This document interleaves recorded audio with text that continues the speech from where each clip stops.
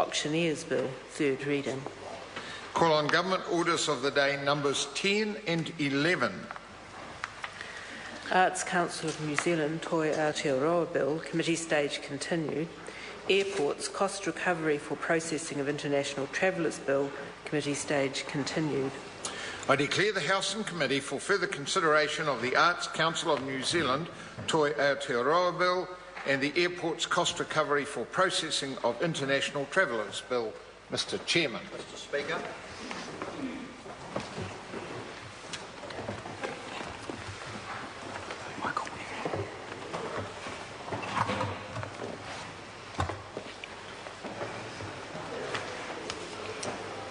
Members, the House and Committee for further consideration of the Arts Council of New Zealand Toi Aotearoa Bill and further consideration of the Airport's Cost Recovery for Processing of International Travellers Bill. Members, we first come to the Arts Council of New Zealand Toi Aotearoa Bill. When we were last considering this bill, we had reached Part 3. So the question is that Part 3, and this is debate on clauses 19 to 27 and the schedule, stand part. Grant Robertson.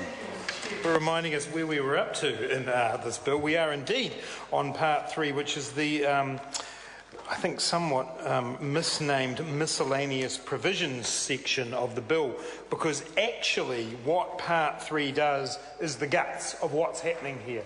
It gets rid of the Arts Council as we know it. That's actually what this section does. The first thing it does under Section 19 is protect all of the names of the bodies that it's about to disestablish. So that's clever, just in case anyone else out there might have actually wanted to establish, for instance, Te Whakatoi or a body of that nature to actually go on and do its good work. The government steps in and says, no, we're protecting those names. So that's what it does under Clause 19. But then, as it gets to Clause 21, it does the dirty work of this bill, and it dissolves the two arts boards, and one of which is Te Whakatoi, the other of which is the Arts Council of New Zealand, or Creative New Zealand as we know it today in its operational form, and the Pacific Arts Committee, and gets rid of those once and for all. And Mr. Chair, for the Labour Party members of this House, this is the crux of why we cannot support the bill in its current form, because by dissolving Te Whakatoi and the Pacific Arts Committee, the risk is run that those important parts of our artistic community will no longer receive the attention that they deserve. And in earlier parts of the bill, Mr. Chair, the minister in charge of this bill has said to us, don't worry, it's all fine. It will be completely possible for the reconstituted Arts Council to be able to create a Te Whakatoi, to create a Pacific Arts Committee, if that's what they want to do. And he even said he thought it might be quite a good idea. Well, why on earth are we debating a bill that dissolves those organisations in Part 3? Because he said in this House that it would be okay by him if those bodies were recreated, and in fact he thought it would be quite a good idea. There's funding. So Tracy Martin says to me, it's all about the money. Follow the money. And if that is the case, if that is the driving force of what's behind this from the Minister, then that is very sad for arts organisations right across New Zealand. The last public event that I was at with the Minister of Arts, Culture and Heritage was the Pacific Arts Awards, an absolutely fantastic night organised by the Pacific Arts Committee, who were lauded for their great work, and sitting there and seeing the tremendous Pacific artists who were in front of us, whose ability to shine had been facilitated by the Pacific Arts Committee, I think is frankly incredibly sad. But that is what Clause 21 does, Mr. Chair. It dissolves the Arts Board and essentially sets up the process for all of what would happen in a normal situation, all of the property and assets and so on of the board being redirected. Mr. Chair, Jacinda Ardern has a supplementary order paper that covers this section of the bill and asks for the Clause 21 that I'm currently talking about to be deleted. And from our point of view, that is the only solution we are now left with after various amendments that have been proposed in the earlier parts of the bill completely failed to gain the support of the national government and their support parties, we are left now with wanting to delete Clause 21 so that we can continue to have Te Waka Toi and the Pacific Arts Committee. And Mr Chair, it's worth having a brief reflection on the submission of the Human Rights Commission to the Select Committee. I will assume that members may not recall this submission as it's dated 1 October 2010. Because that's when the government was last. Well, this is a very good question. Why has it taken so long? And the Minister has been unable to answer that because apparently the great urgency with getting rid of these boards hasn't taken place. But in 2010, the Human Rights Commission raised serious concerns about the changes that were being proposed here. And in particular, they raised the fact that the potential loss of distinctive identities and practices of Te Waka Toi and the South Pacific Arts Committee is potentially damaging. They said that it's possible that now that they're just going to be a small number of representatives of those groups, that the dominant operating practices of the Arts Council will become the norm. And what is being discussed there is the fact that by having the distinctive identities of Te Waka Toi and the Pacific Arts Committee, it was possible for the way in which decisions about funding for artists from those groups was made in a way that was culturally sensitive, that was in line with the operating practices in those cultures. Mr Chair?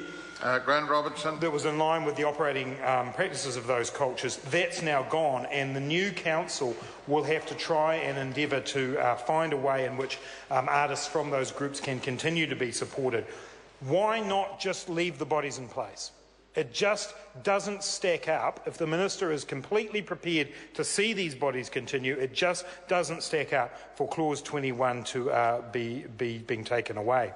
The Human Rights Commission raised a further concern, which is one that was raised earlier in the debate by members of the Labour Party, and that is around the question of, by removing the Pacific Arts Committee and having a council where there will be 2 or 3 or maybe 4 representatives of the Pacific community, the risk is run that that does not give the broad representation from across different parts of the Pacific community. Because it's all very well to say, oh, there'll be 3 or 4 people at the table who represent Pacifica people.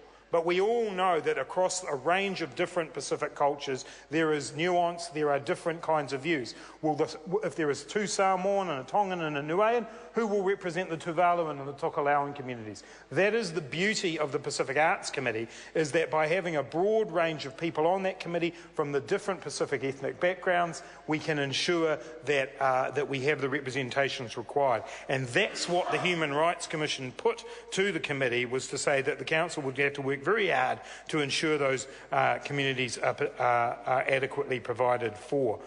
And then there's the whole question of the way in which advice comes to the Minister, comes to Creative New Zealand about Māori and Pacific communities. And I do believe that those people who will now end up on the Arts Council representing Māori and Pacific communities will have huge pressure on them, Mr Chair, to be able to be representative and give that advice. It's actually very unfair to put that burden on those people and say, you're the representatives, you're the ones. You have to carry the weight of your whole communities at this table.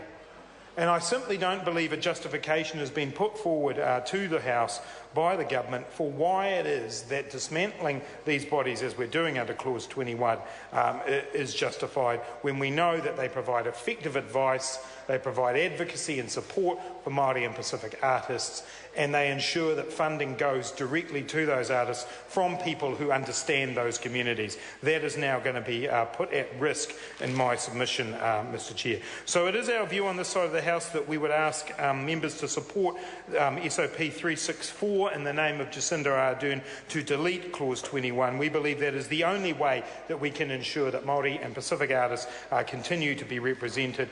The transitional provisions that are here, Mr Chair, continue on with the somewhat odd drafting in parts of this bill that we discussed in Clause 2, where none of us were any the wiser about what those clauses meant. In this case, the boards have been dissolved, but we have a minister who's told us that he actually would quite like them to continue. Well, if that's the case, Mr Chair, the National Party should support Jacinda Ardern's SOP and stop dissolving boards that they actually want to carry on.